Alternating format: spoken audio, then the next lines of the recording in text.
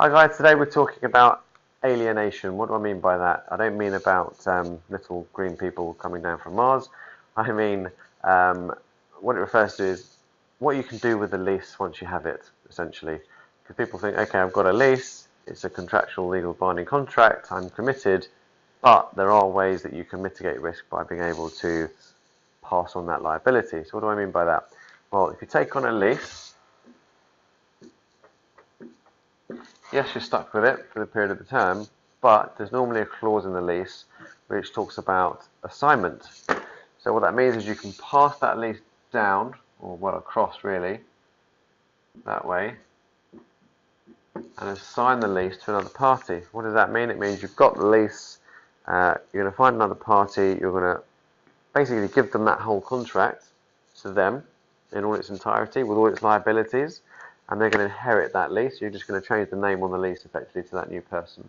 What that means is if you're acquiring the lease from somebody else, and you might often go past a shop or something and it might have a board outside saying lease for sale, it means you're taking on that lease and all its liabilities. So bear in mind that if the previous tenant that you're taking the lease from hasn't been complying with its lease terms, it's in breach, or it's done some alterations that weren't permitted, or they haven't been paying their rent on time, you're kind of taking on that risk. You could put yourself at risk with the landlord, so you need to make sure you do all your due diligence up front to make sure that's all been adhered to.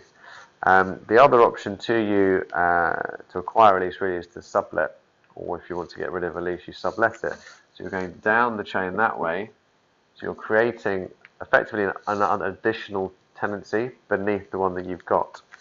So this, there's an original lease, goes to the tenant, and then the tenant then produces another sublease here, which is the subtenant. So you have a contractual relationship with the landlord and the head tenant, and then you as a tenant, or if you're acquiring it, you would take an additional lease, a sublease from the other party here.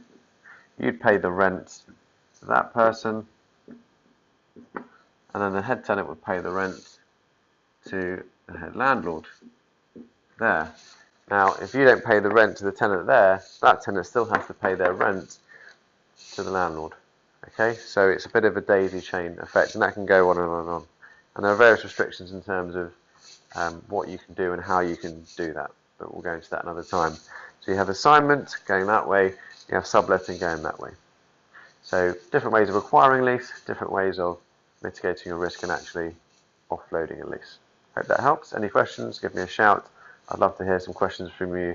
If you want to fire any questions, try and be specific as possible in terms of your scenario, and we'll try and answer those in future sessions.